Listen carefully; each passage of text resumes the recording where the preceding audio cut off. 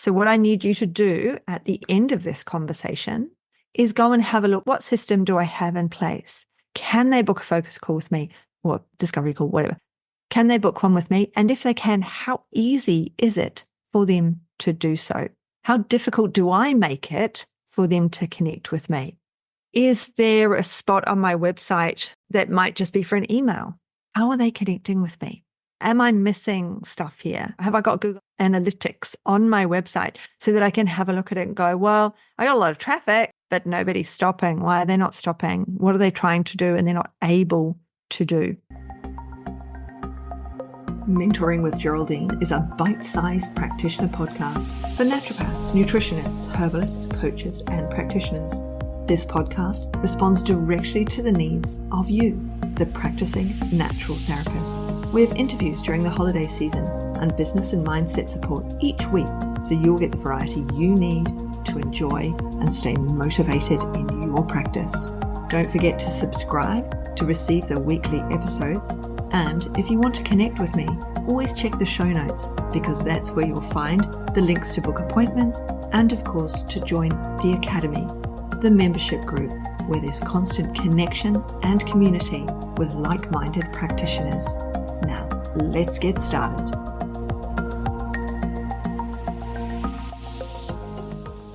Hello, everyone, and welcome to Mentoring with Geraldine and the Bite Size Podcast. Or if you're on the YouTube channel, hello.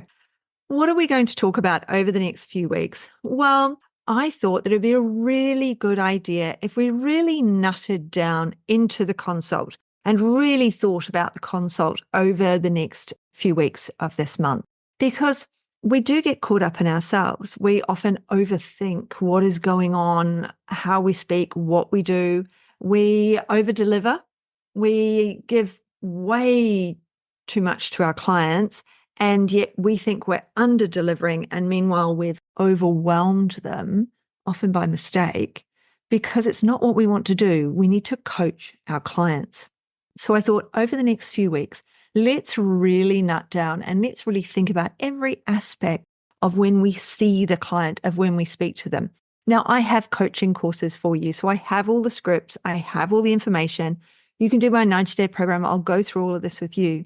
But while we're here on the podcast, while you're listening to me, let's have a think about each nuance of the appointment, each time you're at the appointment, and what can happen in that appointment and how we can create that connection that we really want with that client. So let's think about it. Now, let's start from first contact. First contact. So obviously, you can learn a Martian language, or you can think about how are they going to contact you first. It might be on that discovery call. Now, I'm seeing a lot on Facebook at the moment, or on one of the social media channels, don't know which one it is, some guy going, hey, a discovery call, that's a terrible thing to call it because people know that you're just selling to them. Hey, people are ringing you. Chances are they're wanting to buy from you, so it doesn't really matter what you call it. I personally call mine focus calls because I really want to shine a light on something and create that focus. A strategy call would then mean that there's a strategy, there's a pathway, but are you giving that in a discovery call? The meet me call, whatever you want to call it, there's so many options. But we have to think about when we speak to them, how does the conversation go? How does it run? What are we doing in that conversation with that client that's going to make them purchase from us? Because at the end of the day, they're the one that booked the call. They booked in to speak to you. They connected with you. You didn't cold call them, right? So they're coming to you for a solution anyway. You can't give the solution in a 15-minute call, but you can support their learnings about you, their knowledge about you, their understanding of who you are. Okay. So when they get on the call, so how did they book it? I guess we have to go all the way back to the beginning, really, really, really back to the beginning, don't we? Where can they find the link? Is it on your website, very clearly on your website that they can book a focus call? Now, some people will only work with clients once they've spoken to them because they want to know, is this my sort of client? Is this someone I want to work with? Will I just pass it on to somebody else if it isn't? Because it is okay to say to someone, I don't think we suit. I don't deal with that. I don't look after that problem. They will respect you for that, for sending them to somebody else. So where I have people who ring me that I don't want to see for whatever reason, I'm sure you all know I don't see cancer clients. Of course, I do have cancer clients ring me and say, will I see them? And the answer is no. But then I hang up from them. I say, because they're all on their mobile phones. Nobody's on a home phone these days. So I say, no, as soon as I hang up from you, though, I'm going to find the correct link for you for, depending where you are, I'd send them a link. We have some amazing cancer therapists here in South Australia. So if they're South Australian, I would send them those links. I know people in New Zealand and WA and Victoria, the whole country. So I would send them the link to their nearest practitioner, right? And I text it. I send a text. They phone me. I send a text to them saying, thanks for connecting. Here's the link of the practitioner I was speaking to you about. All the very best for them. And that's all I do. They appreciate that. I always get a thank you so much message back. And that's what you want. You want, even if you never see that client, you want somebody who's happy with you. Because sometimes people will review. I've read reviews where people have said, I didn't stay at this accommodation because it was full, but they referred me to a place down the road and I stayed there and it was amazing. So when we help other people, we are helping ourselves. All right. Where is this link that they're going to find? Hopefully it's on your website and hopefully it's in your Google My Business as well. There's that native propagation across Google because you've been updating your Google My Business all the time. So what they're going to see on there is that link to book in with you. They're going to find your calendar, however they found your calendar, and they're going to book in that time with you. Now, that time should not exceed 20 minutes. It should preferably be 10 to 15 minutes of your time. And there's a couple of reasons for this. One is, well, who's got more than that time to spend on someone anyway? We're all busy. But number two is we don't want to give them a ton of information they don't actually need, which is what I used to do. So someone would ring and they say they've got this, that, and the other thing. And I go, oh, have you tried this? And have you tried that? Rather than going, what have you tried already? Okay. We need to let them speak. Often people, when they talk to us, when they finally get to speak to us, they've never spoken to a practitioner like before, or they haven't told anyone their whole story in a really long time. So giving them 5 to 7 minutes to tell you their story, for them to let it out and say what's wrong with them, it's actually really good for them anyway. It's cathartic for them to be able to tell the whole story. And it starts with simple, so why have you booked this appointment today? Now, you might have an intake. I certainly have an intake for my focus call, and you might have one for yours. But and even though I'm looking at it, I won't refer to it. I won't say, so according to your intake form, you've told me this, that, and the other thing. I don't say that. I say, so what prompted you to book this call today? By asking what prompted them, which isn't in your intake form, they're going to tell you, well, I heard about you, or I saw you, or my friend seen you, or something happened and I know I have to do something now, right? So they tell you the motivator. And then you can say, tell me about it. So what's going on? Or let me help you. It's like you're encouraging them to speak. It's an open-ended question. What's going on with you? And then they will spill the beans and they will tell you what's going on with them. Now, what they haven't phoned you for is any more than a few tidbits. So they might ring you and they say, oh, I saw you advertising that you deal with people with hot sweats, and I've been having terrible hot sweats, and my friend told me I was to have ginger tea and it really hasn't helped. So you're the one and only helpful that you might give them is, well, no, ginger tea will warm you up. So it's probably not what you need while you're having hot flushes, or hot flashes, as the Americans call them. That might just be the wrong thing to have. So we might remove something immediately that's obvious. But if they say, oh, my friends told me about sage and ginger and this and that and the other, and what do you think? Then we're heading into appointment territory, right? We're heading into that long conversation, and we're not there for that. We are there to get them to realize that they've been motivated enough to book this discovery call with you, that motivated, that in actual fact, they're motivated enough to book the appointment with you as well. So once they've unburdened themselves with their problems, they generally then will say, have you seen anyone like me? Have you dealt with this before? Now, if it's something totally weird and off the wall, you may not have, and you might be new to practice. So I was in America and I got bitten by a tick and I got the bullseye marking. And have you dealt with that before? Now, this might be an area of interest for you and it might not be. If it's an area, so you're thinking, this is so interesting and I've been reading all these articles, you've not actually seen anyone, you're thinking, I can totally care for this person. I can totally help them in their journey. They're at the doctor's, they're having, they've had this bite, this tick bite, and I can help them. But they say, have you ever dealt with anyone like me before? You have to be honest. And you have to be totally honest with them. And you might say, well, no, I haven't. But I know a lot about it. It's an area I've been researching and studying quite a bit. And I really think that I can help you because you've already said that you've had some ongoing issues and we'll need to deal with those underlying issues as well as this current tick bite. And getting on top of it immediately is something we need to do. Like we need to start therapy now. We don't want to be leaving it. Or there might be, I'm having hot flushes, but I also have urinary incontinence. Have you worked with anyone like me before? And you're thinking, oh, I've never worked with anyone with urinary incontinence before, but I've worked with a ton of people who've had hot flushes. In which case you turn around and say, not exactly like you, but very similar because we are all unique.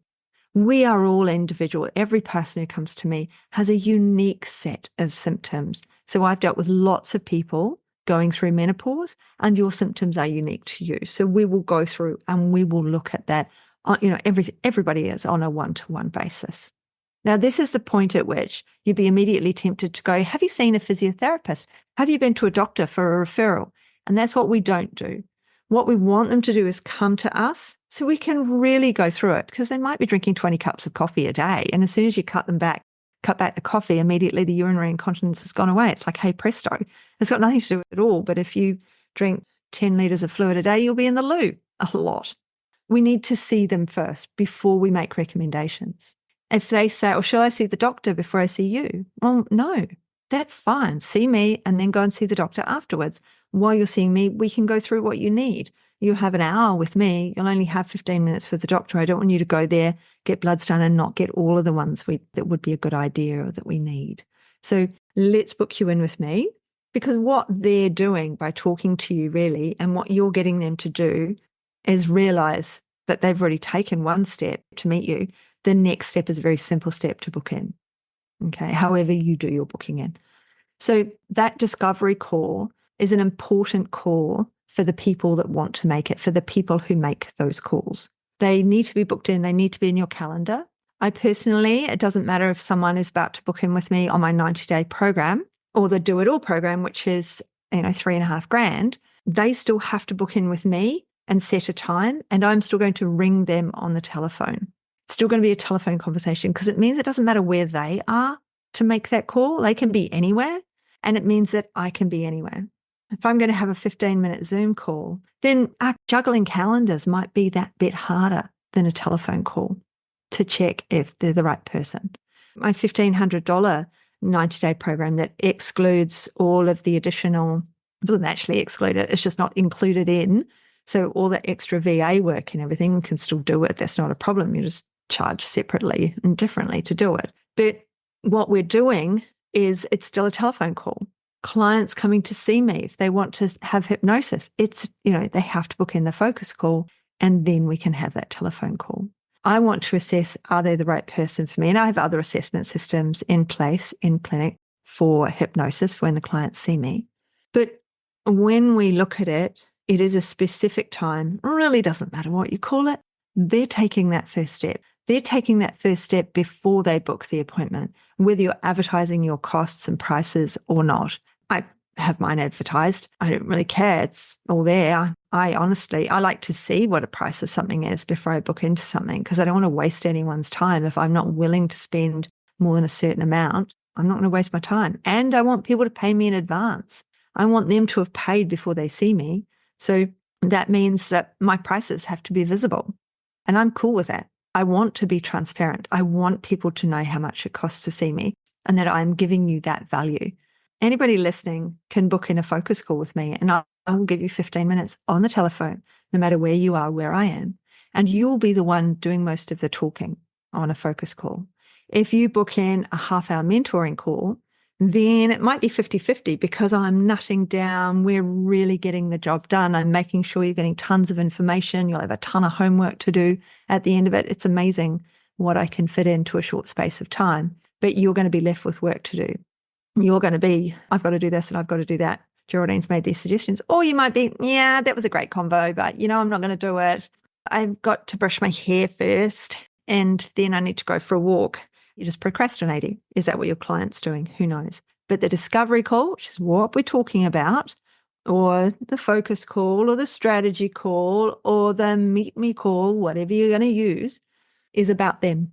It's about letting them speak. It's not about giving them a ton of information. It's about letting them meet you, even though it's only verbally, but they've hopefully seen photos of you on your website. But they're meeting you verbally, they're understanding you, they're learning about you, they're making a connection with you, and they're booking that appointment or that package or that program or whatever it is.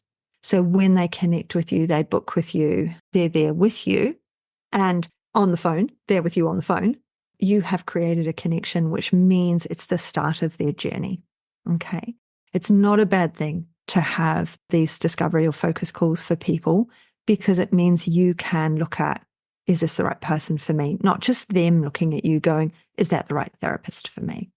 So I want you to look at the end of this one, okay, because it's all about these times that we spend with people, this month's worth of podcasts. So what I need you to do at the end of this conversation is go and have a look. What system do I have in place? Can they book a focus call with me or discovery call, whatever? Can they book one with me? And if they can, how easy is it for them to do so? How difficult do I make it for them to connect with me? Is there a spot on my website that might just be for an email? How are they connecting with me? Am I missing stuff here? Have I got Google Analytics on my website so that I can have a look at it and go, well, I got a lot of traffic, but nobody's stopping. Why are they not stopping? What are they trying to do and they're not able to do? So let's just spend a little bit of time around the whole idea of the discovery call and the focus call and what you're going to do with that information from them, how you're going to deliver back to a client and how you're going to get a client to book in with you, which is what they want to do. They wouldn't have booked the time. They wouldn't have booked the 15 minutes if they didn't have an intention of booking in with you. So if you're having spam people and they're booking in, then nobody's there and there's no answer, and it's happening on a regular basis, have you been hacked? That's worth looking at. It might be you just take it down for a month and put it back up again if it's happened to you in the past. But it's a system. It's a system of meeting people. What information are you getting off that person? And once you've got your system in place, it's really useful. It's a really good learning experience. You can discover all sorts of things in a very short space of time and book your ideal client in off that conversation. So I want you to have a good think about the discovery call. And next time we meet on our next episode, I'm going to be talking about the first consult and the first bit of that first consult and how important that is. So I'm looking forward to seeing you then and talking more about the consult with you. So if you stayed to the end, usual applies. I'd love a review. Reviews help us all, just like you need to get reviews from your clients. And I'm going to talk about that as the last podcast in this series, in this mini series, because reviews are really important to us. And it doesn't matter who we're registered or who our association is or whatever. They're really important. And they're just as important for me as well. So I'd love you to rate and review my podcast, preferably with a 5-star. If you think it's less than 5-star, let me know why. Give me 5. And subscribe, follow, so you get a notification. There's podcasts every week. And I'd love to know that you're along for the ride with me. So let's catch up soon. Same time, same place, same bat channel, as we used to say. All the best. Catch you soon. Try. Thanks so much for joining me today. Don't forget to rate, review, and subscribe to the podcast for the weekly episodes. If you'd like even more support and learning, then the Academy is for you. Here you'll find part 2 of the herbal discussions, more clinical learning, and case studies to support your clients in practice. Bye for now.